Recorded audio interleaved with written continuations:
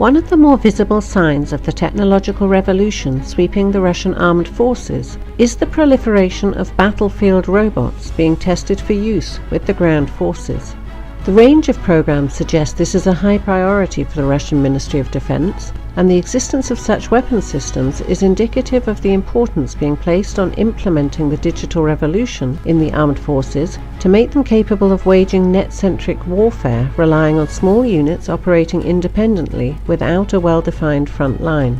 The most important robotic system under development for the ground forces is the 6-ton class Uran family of tracked vehicles, which include the Uran-6 minesweeping vehicle and the Uran-9 combat vehicle, whose armament includes a 30mm 2A-72 automatic cannon, Ataka laser-guided anti-tank missiles, and Igla or Verba short-range anti-aircraft missiles, which collectively allow it to engage all battlefield targets. Russian industry also has smaller vehicles under development, such as the Nerechta and Platformer M systems, whose modular design allows them to be armed with machine guns, automatic grenade launchers, anti-tank guided missiles, and RPGs. There is even a miniature, backpack portable, assault rifle armed battle robot named Strelok that is capable of climbing stairs, and miniature quadricopter drones armed with grenade and flame launchers.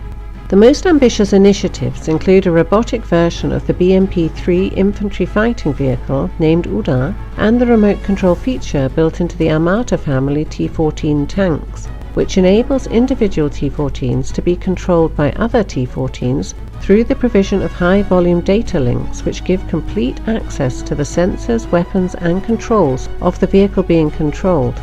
Instead of relying on satellite communications, which combines long range with vulnerability to jamming and hacking, Russian battlefield robots are controlled using short-range communications of no more than a few kilometers in range. The above-named and other systems are in advanced stages of development and troop testing.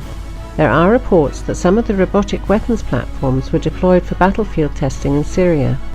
While the reports of them spearheading assaults on jihadi positions in Syria while under control by Moscow-based operators are likely exaggerated, battlefield robots are being developed to perform two kinds of missions.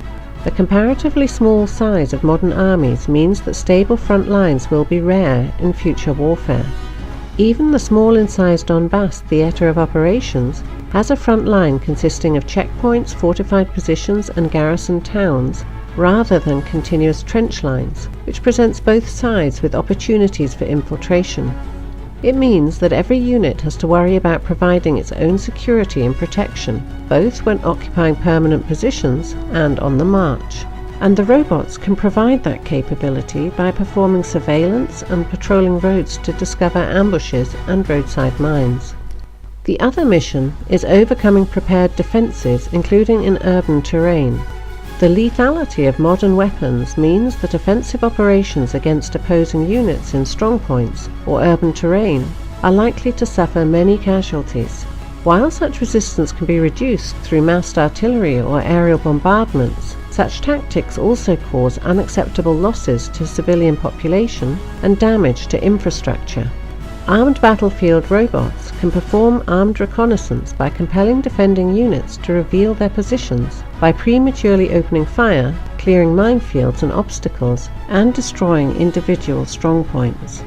The development of a modern armour force, deployment of the Ratnik individual soldier suite, and the work on battlefield robots is aimed at ensuring the Russian ground forces can prevail not only in mobile armed warfare, but also in the positional slugfests that have characterized the recent armed conflicts around the world.